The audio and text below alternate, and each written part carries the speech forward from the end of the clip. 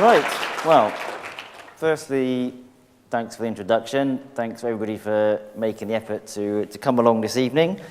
Now, it's always difficult when you're asked to do these things, and obviously by asked, I mean told that you will be doing them, to know exactly where to pitch it, because obviously, I guess there are some people here who have no idea what I've been doing for the last 15, 20 years.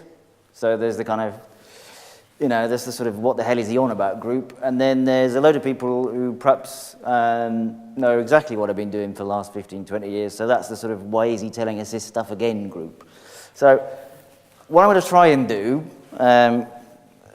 with some degree of success, I hope, is sort of steer a path between those two extremes. So I suppose, to use a musical analogy, we're trying to go for somewhere between the best of compilation and the kind of concept album. But again, that might not be successful, but we'll see. In terms of the title, again, as you'll see, I've totally disregarded the kind of advice we give to all our research students, which is, always do something narrow, focused, and manageable. So again, we'll see how we get on with that. Right, okay, so and I'll talk quite a bit about innovation this evening. So by dint of a way into that, I quite like this slide. This was originally used by a guy, you just about to see it, called Bernard Meyerson, who is an innovation vice president of IBM. And he did a talk to the Cardiff University Innovation Network about a year or so. It's probably longer, actually, but... So he put this slide up, and he sort of said, well, this is quite interesting because, McKinsey did this big survey in 2007. So we got nearly, 9,500 executives of these companies, and 54%, I think it was, said innovation or the ability to innovate, extremely important or very important. Great, that's interesting. And then, but this yellow line here, which goes off the scale, is actually the same survey in 2010.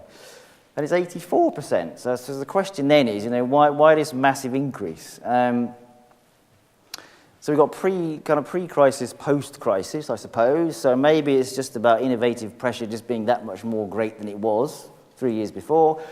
Or perhaps some of those people who weren't innovative have dropped off the bottom of the percentage. So that's, they are no longer executives in these companies, or the companies no longer exist. So that's why the percentage has gone up. So innovation, okay, so it's, received wisdom that it's more important than ever before.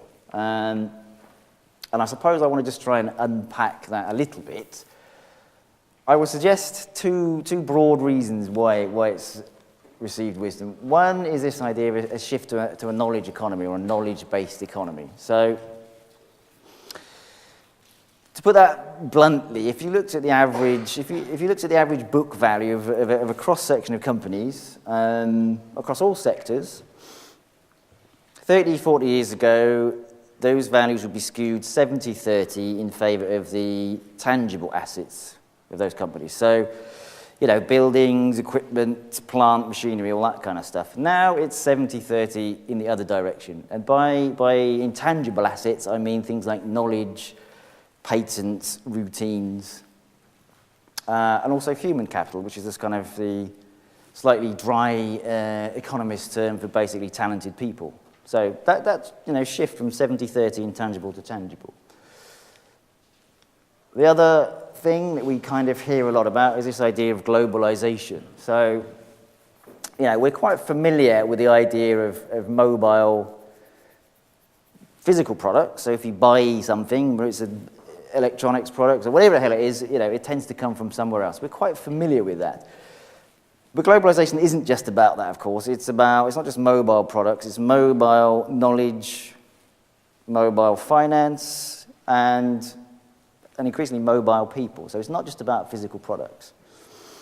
And with that is the intensification of competition and shorter product cycles and all that sort of stuff.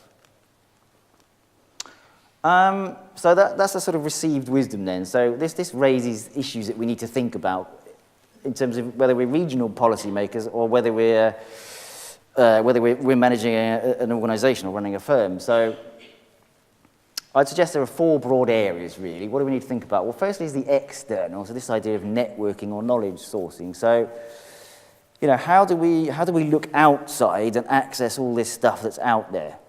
How do we link into global supply chains? How do we source this knowledge? How do we use networks? Second thing is on the internal side, so which we can think of in the technical term of absorptive capacity. So basically, you can source all this knowledge, all this information. If you don't have the capability to process it, understand it, and do useful stuff with it, it's just data, it's not knowledge. Mobile people, I will say a bit more about that in a minute. And I suppose the fourth point there, it's not all about high tech, or in fact, probably not mostly about high tech. Other intangible, softer factors matter as well. So, and again, that's something I'll try and tease out as we go. So, I just want to flag up this idea then of integrated innovation as a response to these challenges. So we're quite familiar with the idea of technology-based innovation. Perhaps less familiar with the idea of design-based innovation. And a good example for this is always, your iPhone or other smartphones being available, but particularly the iPhone.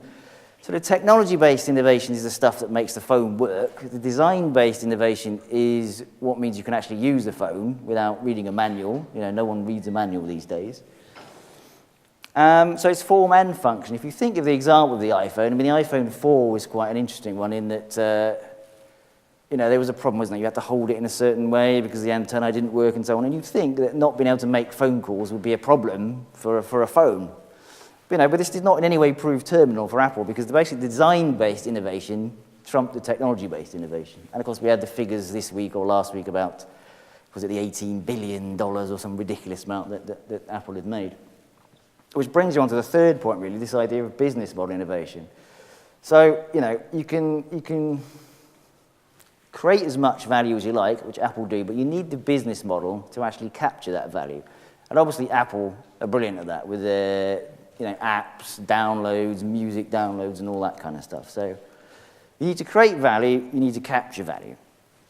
This is also true in terms of places. You can create as much value in your industry as you like, but if you don't capture it, you've got a problem. And there are examples of that in the music industry, for example. There are plenty of places that produce plenty of artists, but if all the IP and the publishing and everything else is somewhere else, then you don't capture the value. And I suppose South Wales, is an interesting example in that sense. Plenty of industry, created plenty of value, perhaps doesn't capture that value because headquarters of industries are based elsewhere. So you need to create value, you need to capture value. A couple of very quick examples of how this has kind of gone wrong and gone right in a number of firms. So the first one is this example of the LA Times. So this is about 10 years or so ago now. So they had the choice of basically what they do with their content, and they put more and more of their content online. As a result, their print sales went down. And of course, most of their revenue is generated on advertising, but your click-through on web-based advertising is actually much lower in terms of value than print-based advertising. So the problem is, you put all the content online, more people read it, but you actually capture less value. And as many organizations do, when the revenue goes down, they cut costs. But if you're a knowledge-based business, as a newspaper is, if you cut costs, then typically, what do? You sack your editorial staff, so you don't have as much content, so your value goes down, and they had a big problem. If you look at the way the FT responded to, it's a similar market in a way, some different challenges, but we kind of know where the FT operates. They basically put a certain amount of content online, and if you're interested, you can subscribe, or you can pay for company-based reports or regional reports or whatever it is. So they've adapted their business model to the changing climate in a way that the LA Times didn't. So, in terms of what that might mean for different places, and I just hinted at that, I suppose, on the previous slide. This guy, Thomas Friedman, wrote this book called The World is Flat about 10 years ago. So he basically argued, in the globalised, integrated economy, it doesn't matter where you are.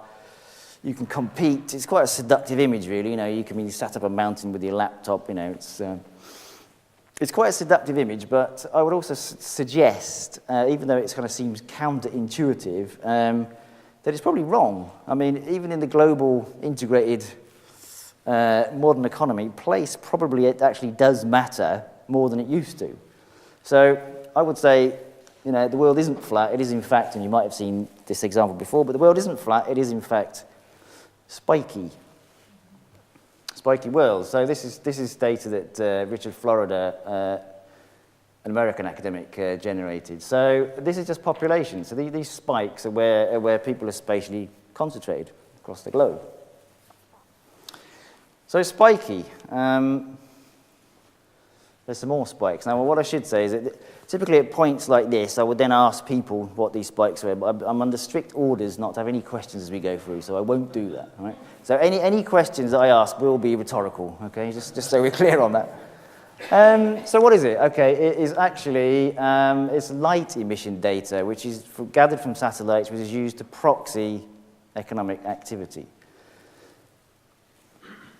It's quite interesting in a way because, you know, if you can actually reconcile the spiky world, flat world, because if you're on top of a spike in London, for example, and you're dealing with somebody in New York or Los Angeles, then, you know, if you're both at the top of a spike, metaphorically, yes, the world probably does look quite flat, but there's a huge kind of valley in between that you neglect.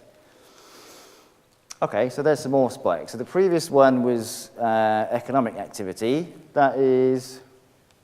point this in the right direction, that is patent data. So that's innovation, okay? So where innovation happens in the world is extremely spiky and concentrated. Now, you can argue about how good patent data is as a proxy measure for innovation, and there are all sorts of reasons why it's not an ideal measure, but typically it's the best measure there is.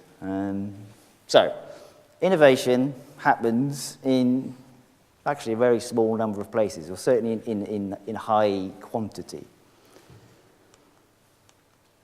So, this is probably the most wordy slide, so I do apologise, there aren't that many like this. But so this flags up the idea of place competitiveness. Do places actually compete with each other, and if so, how? And I suppose that okay, so we've got three broad areas really. The first one, which is this nice definition from this guy, Michael Storper, who writes a lot about this kind of stuff. So he says it's the ability to attract and maintain firms. Okay, that's interesting. He's talking about attracting, he's talking about firms. But he also says, while maintaining stable or increasing standards for those who participate in those firms. So it's not just about the economy, there's also social as well. He's talking about the living standards of the people who actually live and work in those organisations, which is important. Second point. Okay, so it depends on its ability to anticipate successfully and adapt external challenges, etc. So the point there being, it's not static. All right? It's about the ability of any given place to anticipate what's going to happen and do something about it. It's a dynamic concept. And increasingly in economic geography, this idea of resilience is important. Now, some people argue that resilience is the same as competitiveness. There's a whole debate around that. Again, you know, we don't have time for that now, but the point is it's dynamic. It's actually been able to do something. Third broad area then. So this is all influenced then by, you know, various factors, public, private. Some of these are the kind of things you might expect. So human capital, infrastructure, productivity, all that kind of stuff. But also some of the kind of more softer stuff. So institutions, social capital, networks, that kind of stuff. So I suppose there's 2 points there. One, it's also softer stuff. And secondly, these are also areas that if you're a policymaker, you can actually try and do something about. You know, so you're not just a passive recipient of the global economy. You can actually try and do something about this. It's there, isn't it? So, summary at the bottom there. In other words, then, competitiveness is not measured so much about in terms of just accumulated wealth, so GDP per head. It's about a more dynamic and strategic view of the world than that. So as it says there, increasingly measured in terms of creativity, knowledge, and also environmental factors. So that brings us on to creativity then. So this guy, who some of you might recognize, a guy called Richard Florida, an American academic. He's looking quite relaxed there. He's got every right to be, I suppose. But he wrote a book called called The Rise of the Creative Class in 2002. It's been extremely influential. It's been very controversial as well for various reasons. Again, we don't have time to kind of unpack them all. I mean, perhaps one is just the use of the word class. I mean, in a North American context, the word class is a bit more neutral than it is in a European, or certainly British context, which implies, you know, some sort of political structure, shared values and norms, that kind of stuff. That aside, I would, as a sort of readable account of this new economy, mobile, creative people, different ways of working, I would certainly recommend it. It's a very readable book, which is part of the reason why it's upset so many other academics, you know, who don't get cited as much as Richard Florida does. But again, that's a separate argument. Okay, so at the risk of trying to summarize an entire book in one sentence, he basically says this. He says, the key element of global competition is no longer the trade of goods and services or flows of capital, but the competition for people. That's what he says. Now, you may agree with that, you may not, and there's plenty of people who are prepared to have a debate on that. And again, just to flesh that out a little bit more, so basically what he's saying is then, we talked about knowledge to start with, he's basically talking about knowledge embodied in mobile creative people. So I suppose to use a sort of Marxist terminology, these are people who own their own means of production, it's in their brains, they take it with them where they want to go, they're not tied to a certain place. It also raises the idea of knowledge as a flow rather than a stock. Okay, so knowledge gets produced in certain places, in universities, in other research labs, etc. That's a kind of stock. He's talking about knowledge as a flow. So the argument then is that it's a kind of reversal of classic economic development logic. So he basically says, whereas in the industrial age, people followed jobs, so you created the infrastructure for employment, you did some skills, you did all that kind of stuff, employers went to certain places, you had economic growth that derived from that. He's basically saying for at least these people, there's a reverse of the logic, and basically you have places where these people want to live and work, they go to these places, and then the economic development advantages accrue. So it's a reversal. So the jobs follow people, not the other way around. So that raises the idea, okay, so what do we mean then by quality of place, and how do we measure that? And I'll come on to this in a little bit more detail, but you know, he suggests places which are open, easy to move into, they've got high amenities, there's a kind of certain creative buzz about them, but also we need to think about outcomes. So, you know, if this is the model that he's put forward, then, you know, we need to try and measure innovation, growth, new firms, startups, that kind of stuff. So, you know, being academics, we always like to have we have research questions. So I was lucky enough to be involved in a project which was basically taking Richard Florida's ideas and applying it in the European context. So it was the first project to do that. So I was involved in the UK part of that, and we had 6 other European partners in Scandinavia, Germany, etc. So these were the basic questions that we were trying to answer in each of our countries and also within Europe. If we believe in this idea of a creative class, where are they? Then is where they are based associated in any way with our quality of place variables? Are there outcomes? Do we have evidence of the outcomes that kind of Richard Florida was talking about? And as I hinted at in the previous slide, there's a huge debate about this in terms of the causality of logic and do we agree with this argument? And this is something that we are continuing to work with as we go. So, again, being sort of economists, we like a model. So we have our creative class, we have our location factors, the stuff that we collect data on. So we've got to try and measure diversity and openness. We introduced a new variable for the European bit, which is basically the idea that, well, maybe in a European context, because Europe is different from North America, public provision can be a quality of place variable. So that's high quality provision in schools, healthcare, all that kind of stuff.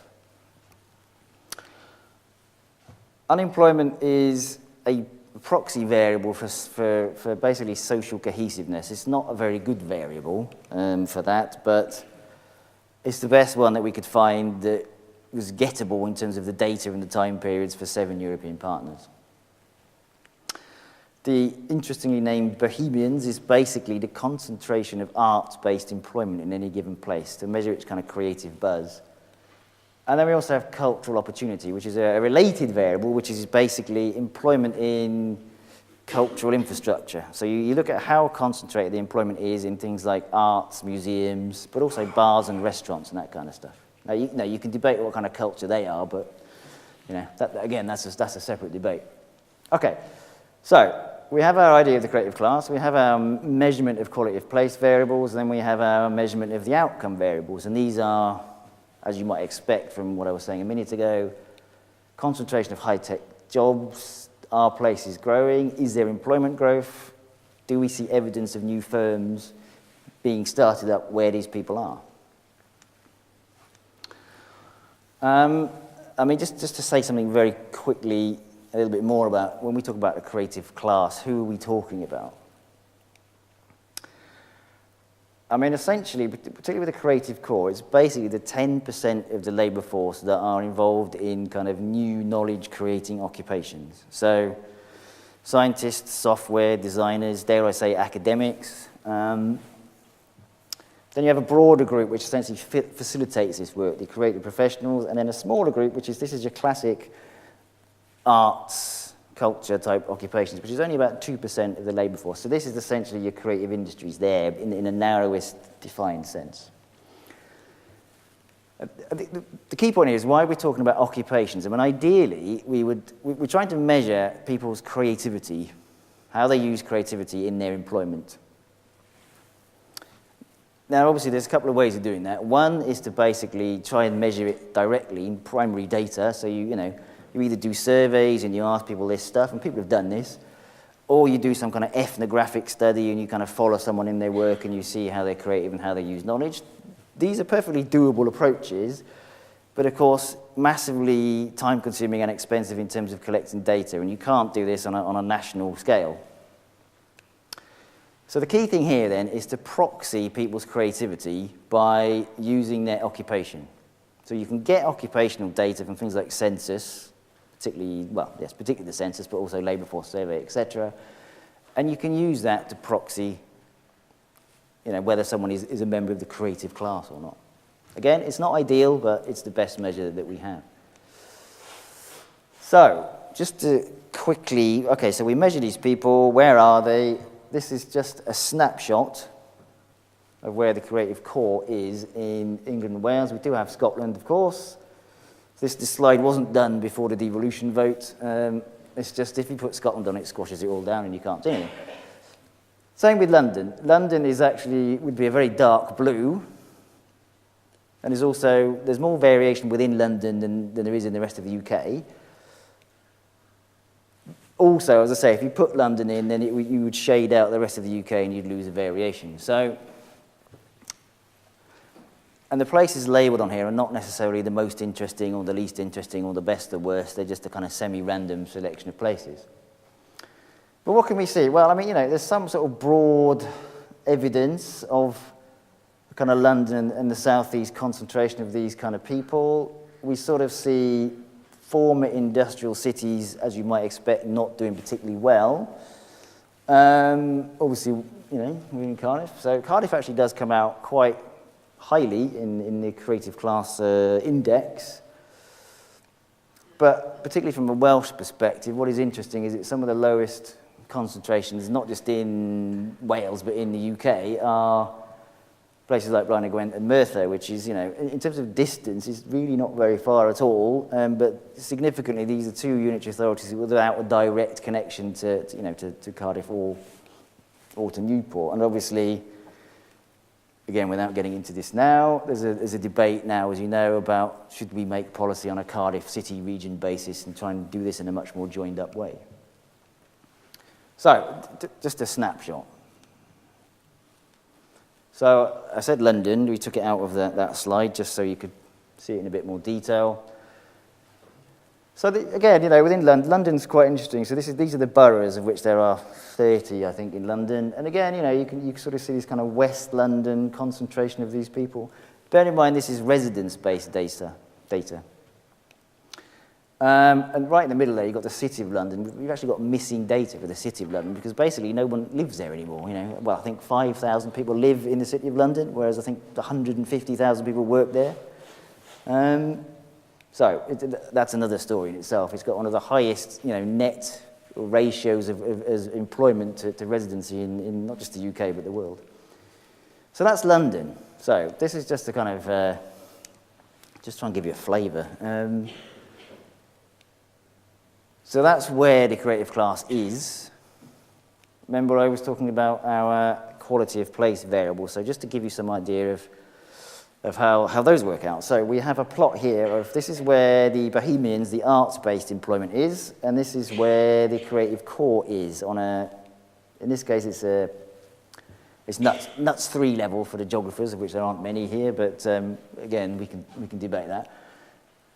So, okay, we have a relationship between where arts-based people are and where our kind of creative academics and software people and all that kind of people are. And again, there's a reasonable R squared. That R squared is how strong a relationship is without getting into all that. So quite a nice relationship. I mean, what's interesting, we have, most of the UK here, and you could probably fit a line that went up there like that. And then you've basically got London, the 4 bits of London, plus Brighton and Hove in this case, which is quite interesting, as outliers to this relationship. It's not that unexpected, I suppose. I mentioned one of our other variables for quality of place, which is diversity, or openness. Now, we measured this, as Florida did, by the percentage of foreign-born people resident in any given place that we're looking at. And this particular measure is non-Western diversity. So you can make a case that, this is sort of a stronger measure of diversity because we're talking, visible diversity. And we look at the association between diversity and where the creative labour force is. And, we get a reasonable relationship there. There's obviously there's a line that's going up. There's a reasonable fit there for people who like data stuff. Quite a lot of dispersion. So, we've got poor old Blind Egg went down there, and we've got quite a bit of the UK which is kind of not particularly diverse, not particularly creative, and then we've got a kind of spreading out along the line. This particular graph highlights an issue with the measurement of diversity in this particular variable, because if you look at, say, someone like Leicester versus someone like Camden, in the measure of diversity, they are the same. They have got the same level of diversity. Now, and obviously in terms of their where the creative labour force is, very different. Now, you don't have to be an expert in geography to know that Leicester is probably a very different place to Camden, and the non-Western diversity that we observe is probably explained in very different ways. I mean, Leicester, high levels of immigration from certain bits of Pakistan and the Indian subcontinent into low-value textiles, and then Camden is obviously very, very different. So ideally, yes, we have a relationship, but we want to try and unpack that because we're probably measuring different things there. So as we said there, is it just about co-location? Is it that these people happen to be in the same place? Or is it just a kind of consumption-based relationship? Or is there actually some kind of participation? Do these people actually talk to each other and actually do stuff? Does the diversity actually generate the creativity? Okay, so this is just a summary of a regression model. So basically, a regression model is you chuck all the data into a single equation and you see how much of the variation it explains. Basic regression for the economists, so we can discuss this later on, but the R squared is basically the percentage of variation explained by the variables. So this suggests that our quality of place variables explain to some reasonable level where different bits of the creative labour force is. Within that, there's some variation. So, I won't go through each variable, but, different variables have got different results. So, for example, I talked about the public provision index. Positive is significant for creative core, negative professionals, and when you chuck them all together, you get no significance. Cultural opportunity index, similar. So, yes, you observe a relationship. Yes, there's something going on, but within that, it needs to be unpacked because there's quite clearly variations. I talked about outcomes. So, where are these people? Are they associated with quality of place? Is there any evidence about outcomes? Again, these are just correlations, okay? So, simplistically, where the creative class is, we observe significant association with population change, employment change, new firm formation. Okay, that's great. One thing that we don't see, which is the one variable here, which is employment change in high technology industries. So that's quite interesting because particularly with the way the model was posed in the North American context, this high-tech employment growth was one of the main proponents of the model, if you like. So, but we don't see that with this data in the UK. Again, there's lots going on this slide, excuse me. This is just an overview of when you put all the data from Europe and North America on one diagram. So we've got where the bohemians, where the artists are, and when we've got the concentration of technology-based industries. And this just serves to illustrate that this line here is the North American data. So we've got a stronger relationship, and we've also got, both in terms of the association of the variables, and we've got a steeper line as well. So this relationship would appear to be more significant, if I can use that word, in the US context than it does in Europe. So the question then is this just a data issue, or is there something real going on? I mean, I think it's probably a bit of both, but it just serves to highlight that point. Again, just I mentioned we were doing work to try and unpack some of this stuff. I'm not going to go through all this in detail, but basically, this is data from Slovenia, actually. So Yanni, who's there, is visiting a researcher at the moment. He generated this data, so obviously any questions directed to him. But what are we trying to do here? We're trying to do two things. One is, rather than those 4 or 5 quality of place variables which we proxy on secondary data, we actually asked people in a big survey, or he did, and we have 30-odd measures of preference for quality of place, so we unpack the quality of place variables. We've also got rural areas, intermediate, and urban areas. And so basically anything that goes past either of these black lines in either direction is a significant difference. So basically, as I say, without getting into all this, what this is basically saying that if you unpack the quality of place variables and ask people these questions, there are much more subtle things going on and there are significant results to back this up. If you unpack it in terms of rural, intermediate, and urban, there's also significant differences. So if you're going to make sensible policy, you need to start thinking about these differences. Okay, right. I want to quickly, if I can, try and say something about some of the more intangible stuff and just come on to some examples relating to Wales and the Welsh economy.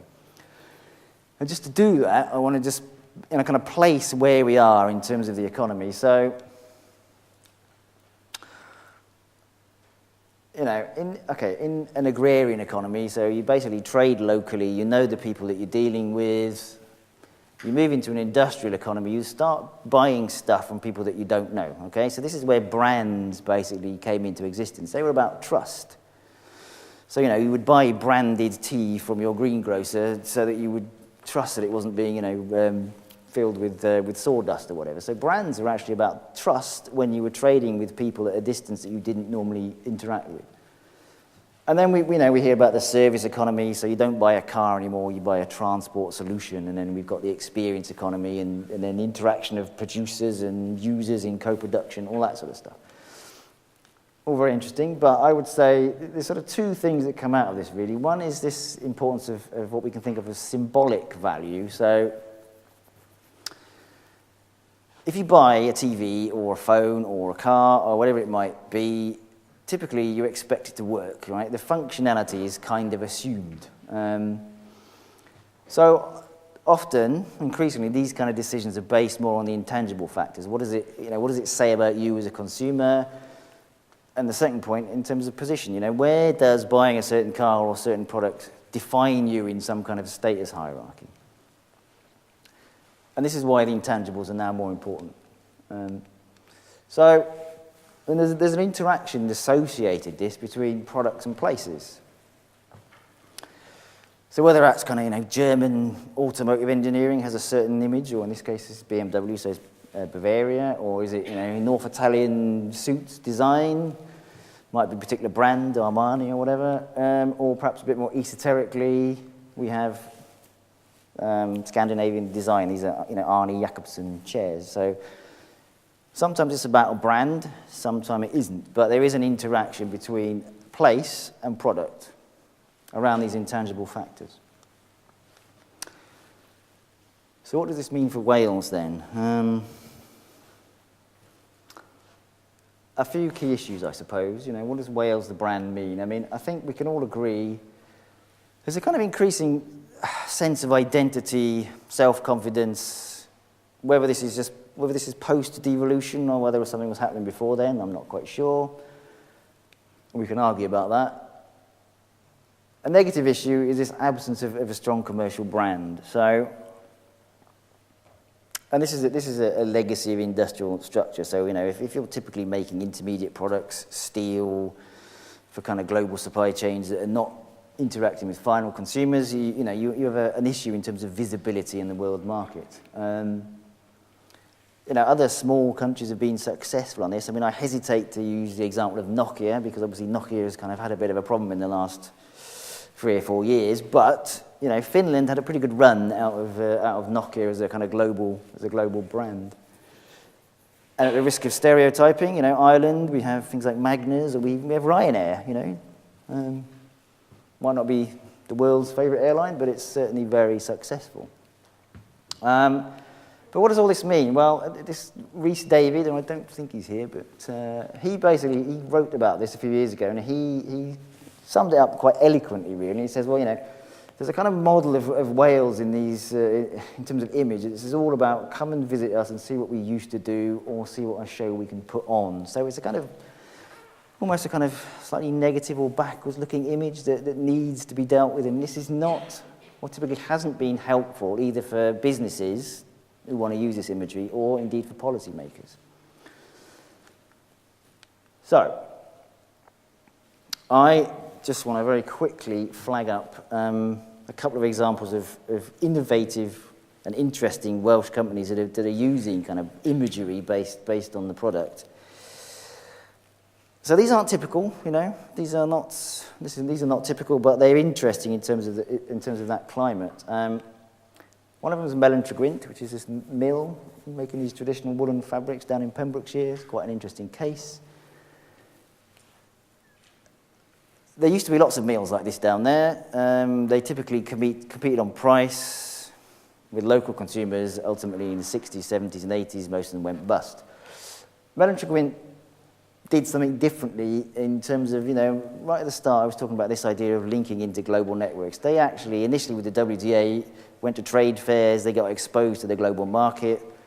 But the key thing for them was coming into contact with an agent that they have in the Japanese market. So this is information that is above and beyond the sort of thing you can get from like a 2-week or 1-week trade mission. This is something much more subtle than that. And as Ivan Griffiths, the guy who runs the company, says, he talks about these consumers in the Japanese market. And they say, they like tradition, niche or quirky, rooted in some sort of tradition, have a story.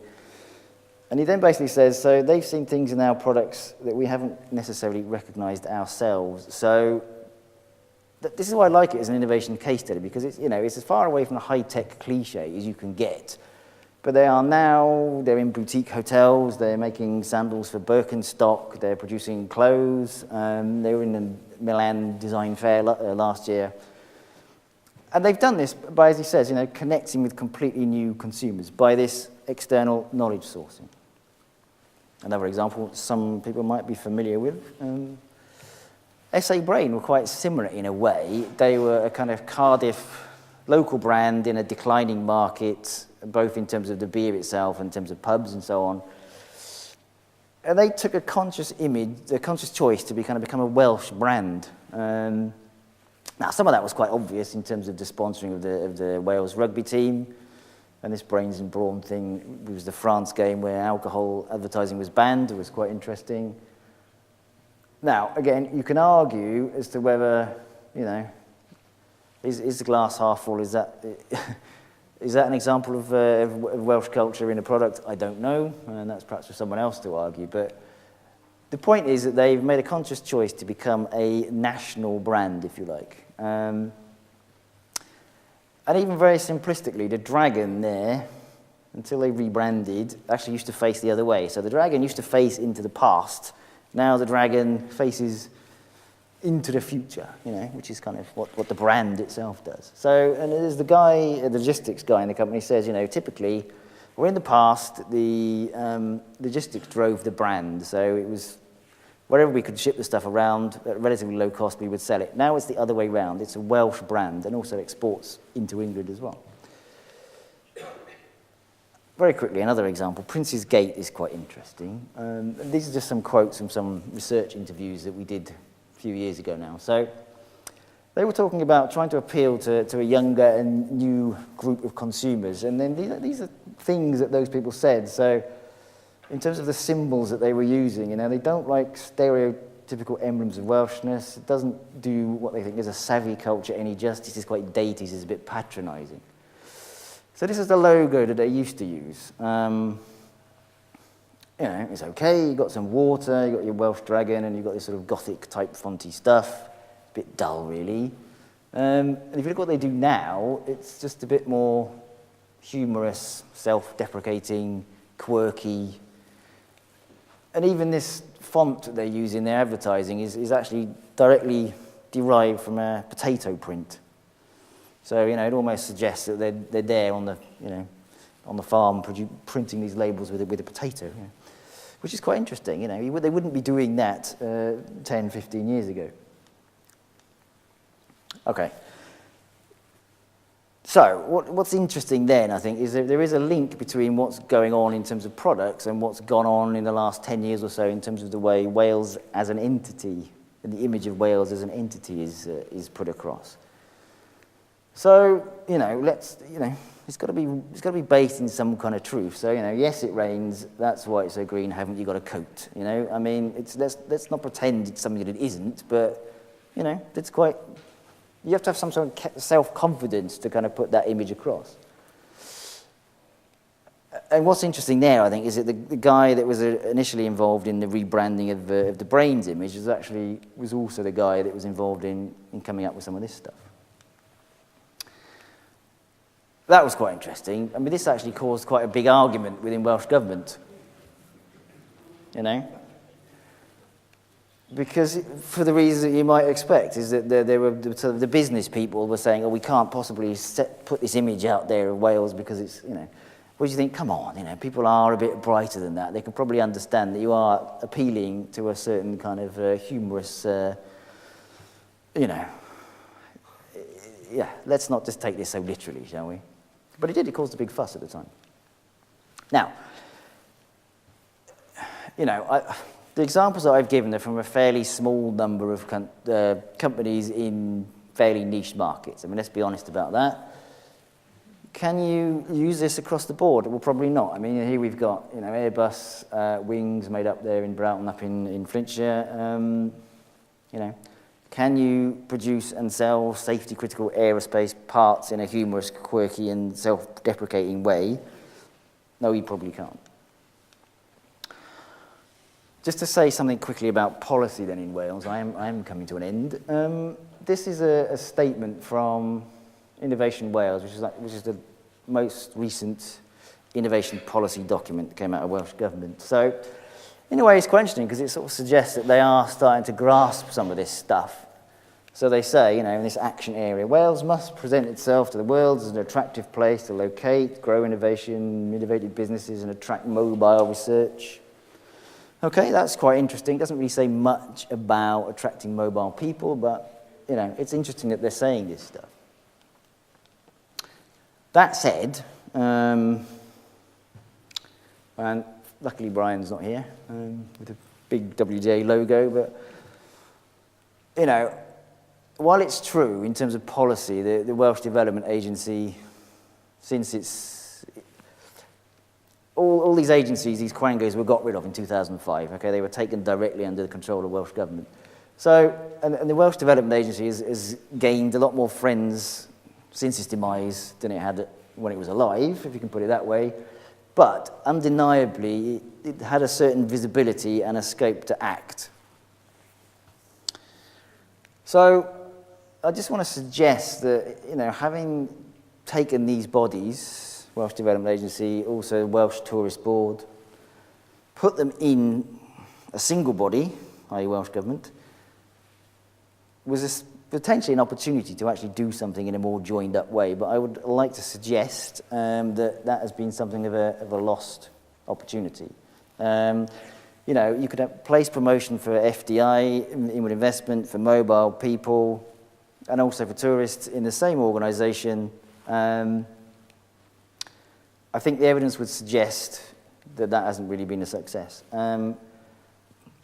International Business Wales, which replaced the Welsh Development Agency, has come and gone. It doesn't exist anymore. And now there's a kind of vacuum in terms of Wales's visibility on the global stage. Visit Wales, you know, that exists. That's doing a good job. But again, it's within the auspices of Welsh government, and anecdotal evidence would suggest that there's at least as much attention devoted to kind of looking upwards and internally to the relevant ministers, and is looking outwards to people who actually need assistance in the industry. So, okay, to try to draw to some kind of a conclusion, a summary then. So, you know, okay, the world isn't flat, it's actually very spiky,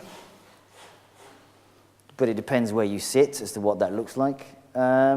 Distribution of kind of traditional, tangible or natural resources doesn't explain this. Quality of place matters. And I guess that's quality of place in its broadest definition. So it's kind of three things, I suppose. It's basically who's there, what are they doing, and what assets have they got. And by assets, I mean, you know, not just the tangible assets, but the kind of intangible, the knowledge, the skills, the creativity, and the culture. That said, you know, this quality of place is not a policy panacea, and there are plenty of examples where people have kind of tried to do this in isolation. So, you know, let's put in some bike lanes and a skate park, and just think that economic development is going to grow from that. And it's much more joined up than that. And as I alluded to on one of the earlier slides about a place competition, you know, systems, policy, and institutions matter. So you can actually do something about this. Finally,